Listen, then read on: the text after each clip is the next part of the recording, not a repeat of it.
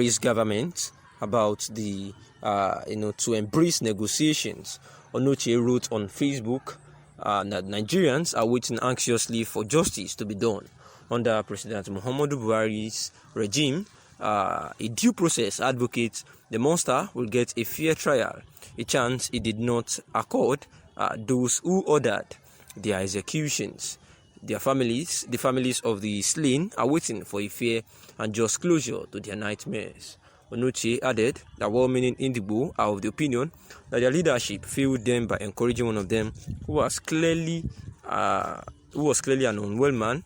They did not speak up when they should, and actually, they said they were still hiding their heads in the sands. And to call for his release is to spit on the graves of Dr. Chike Akunyili, Dr. Lawrence Ezenwa, Dr. Ahmad Gulak, slain traditional rulers, students, virgins, ordinary Nigerians of Igbo stock who lost their lives on the instructions of this lunatic, not forgetting the security operatives they murdered.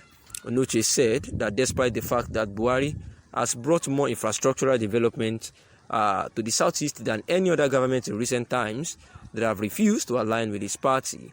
Onochie also bragged that the federal government of Nigeria will crush the indigenous people of Biafra, adding that stupidity will no longer help at this point. The post, while Buhari will not release Nnamdi Kanu, Onochie appeared first on news. The analysis.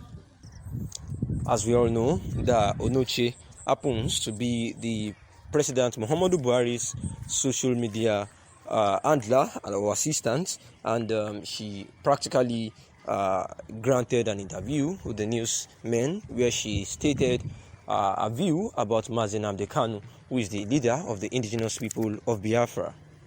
And then she was quoted as saying that Mazi Nnamdi Kanu, who is the accused separatist leader of the Ipob, where she said he is responsible for killing a whole lot of public figures like Chike Akunyili, who happens to be the husband of Dora Akunyili, the Director General of the National Agency for Food and Drug, and some other renowned persons like Professor Ahmad Gulak, amidst others, who is currently at the custody of the Department of State Security Services. That is, Mazi Nnamdi Kanu himself had been facing a whole lot of trials, especially regarding terrorism and treason. And Onochie wrote on Facebook that Nigerians are waiting anxiously for justice to be done for all the killings that have been recorded so far, which has been attached to Mazi Nnamdi Kanu's laws and others within the indigenous people of Biafra, saying that it was his directive that these killers were actually following. Where Onochie added that a whole lot of Indigos are actually not encouraging what he is doing, and most of them are calling for a just reaction to what has happened, saying that they are praying for justice to be served as soon as possible. Where he said that they did not speak up. Onochie said they actually did not speak up when they should, and that they are still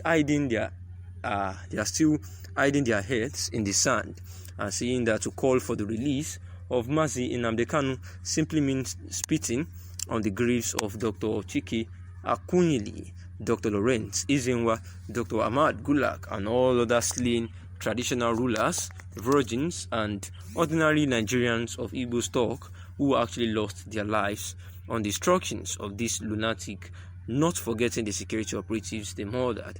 And Onochie is still bragging that the federal government of Buhari will crush the indigenous people of Biafra, Ipob, adding that stupidity will no longer help at this particular point in time.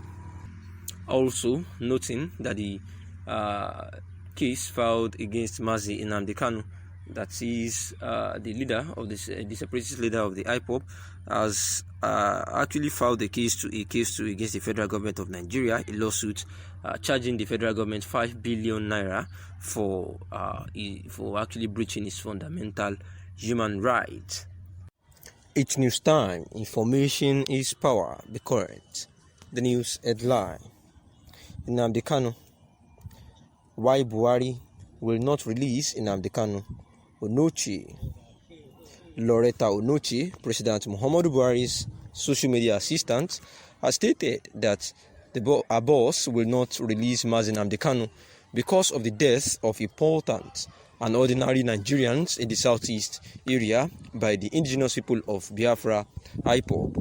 Onochie accused the separatist leader of causing the death of numerous Nigerians, including Chike Akunyili, husband of late Professor Dora Akunyili, former Director General of the National Agency for Food and Drug Administration and Control.